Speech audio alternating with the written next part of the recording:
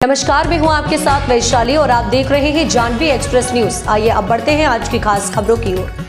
आम जनता एवं राज्य सरकार के लिए क्या बोले कमलेश तिवारी। परशुराम जन कल्याण सेवा समिति संगठन के राष्ट्रीय संगठन महामंत्री कैमरामैन जागेश्वर मिश्रा के साथ सह संपादक प्रदीप कुमार तिवारी। जानवी एक्सप्रेस न्यूज की खास रिपोर्ट। आप अपना नाम बताएं और आपकी समस्याएं क्या हैं। मेरा नाम कमलेश तिवारी है और मेरे सामने जो है बहुत सारी समस्या है। मैं परशुराम जन कल्याण सेवा समिति का राष्ट्रीय संगठन महामंत्री होने के नाते जो है ये सबकी समस्या को लेकर के ये है कि जो राष्ट्रीय दस्तावेज आज पंजीयन कार्यालय रीवा या अन्य जगह से जो हो रहे हैं, अधिकांश शहरी और ग्रामीण में तो इतने खसरे में तो ये आबादी को उठान किसी में मकान दर्ज है, लेकिन अंश रकबा यदि बिक्री हो रहा तो सब रजिस्ट्रार द्वारा न्यायालय से पटवाई हल्का प्रतिवेदन मंगाया जाता है और उस प्रतिवेदन में कोई स्पष्टीकरण सही नहीं रहता है।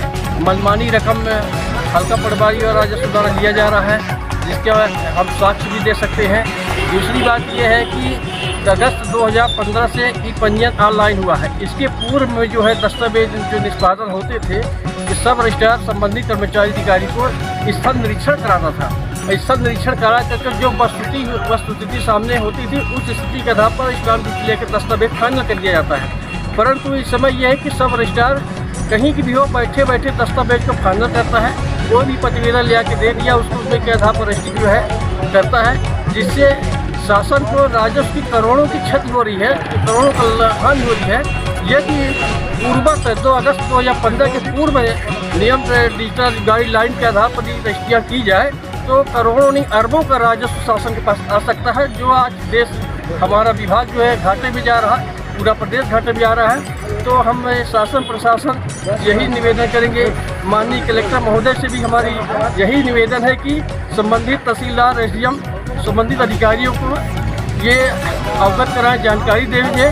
जो खसरा में वास्तविक में दिखाया आबादी को उठान मकान नहीं दर्ज है उसको विलोपित किया जाए और हल्का पटवारी हर घर में जाके सर्वे करें पूरे शहरों में ग्रामीण में, ताकि दस्तावेज आसानी से किया जा सके। सबसे बड़ी समस्या ये आ रही जो हमारे देश के सैनिक जो है बर्फ में ड्यूटी कर रहे हैं और बीच छुट्टी जाते हैं, वो 2, 4 दिन 6 दिन के लिए छुट्टी लेकर आते हैं कि हम अपनी रजिस्ट्री कराएंगे और रजिस्ट्री करा करके अपना समय में चले जाएंगे। लेकिन स्थिति ये होती है जब रजिस्ट्री को लिखा लेते हैं, जब दस्तावेज पंजीयन का स्थिति आती है तो उसमें पता चला कि आबादी को उठान लिखा है, मकान दर्ज है। ऐसी स्थिति में सब रजिस्ट्रार रजिस्ट्री फाइनल नहीं करता है, उसको पेंडिंग में डाल देता है और या कि जब उनकी छुट्टी समाप्त हो जाती है तो उनकी स्टाम्प ड्यूटी रिफंड में जाता है। उनका करोड़ों का लाखों का फौजियों का क्षति होती है समय पर। यहाँ तक कि एग्रीमेंट भी बेचारे आकर करवाते हैं और ये रिकॉर्ड समय पर न दुरुस्त होने से उनका एग्रीमेंट अनुबंध का पैसा भी डूब जाता है, वो पैसा भी बेचारों को नहीं मिलता है। आम पब्लिक जो सिविल में जो यहाँ रहते हैं उनके लिए पर्याप्त समय है। जो देश के सैनिक जो छुट्टी लेकर सीमित छुट्टी में आते हैं उनकी करोड़ों की राजस्व जो है डूब जाता है, कोई सुनने वाला नहीं है। तो हमारा निवेदन है कि राजस्व विभाग में सर्वे कराया जाए, घर घर जाकर देखें किस प्लाट में मकान है, किस प्लाट में आबादी है, किस प्लाट खाली है।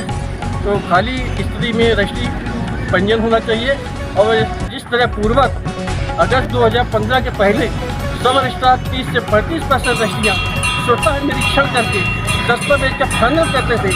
आज बैठे बैठे मलाई पेल रहे हैं, बैठे बैठे कोई इनको मतलब ही नहीं है। इसीलिए ये पंजीयन विभाग जो है करोड़ों के हानि में चल रहा है। यहाँ तक कि कर्मचारियों को वेतन तो पैसा नहीं है, क्योंकि जब राजस्व नहीं आएगा तो स्वाभाविक है एक कलेक्टर भी यदि कहीं से आता है तो पहले ट्रेजरी का प्रभाव लेता है। जब ट्रेजरी में पैसा रहा तभी कर्मचारियों को वेतन मिलता है। तो हमें शासन प्रशासन से यही निवेदन है कि संबंधित रिकॉर्ड दुरुस्त कराया जाए। और यहाँ बहुत सारे स्टाम्प वेंडर हैं जो ई स्टाम्प निकालते हैं, पता चलता है कि 50 रुपये का स्टाम्प फंस गया, 100 का फंस गया, उसका रिफंड नहीं होता है। वो बेचारे 5 रुपये पाते हैं, 100 रुपये उनका चला जाता है, इसका भी कोई सुनवाई नहीं होती। जबकि गाइडलाइन में रजिस्ट्रेशन एक्ट में स्टाम्प ड्यूटी वापसी रिफंड का प्रावधान है। ये नहीं है तो सब रजिस्ट्रार जिला पंजीयक इसका प्रमाण अवगत कराए, जानकारी भेजे। और यहाँ तक यहाँ कई ऐसे विभाग हैं जहाँ किसी की सुनवाई नहीं होती है। कई आते हैं तो प्रभारी जो है किसी गाड़ी पकड़ रहा है।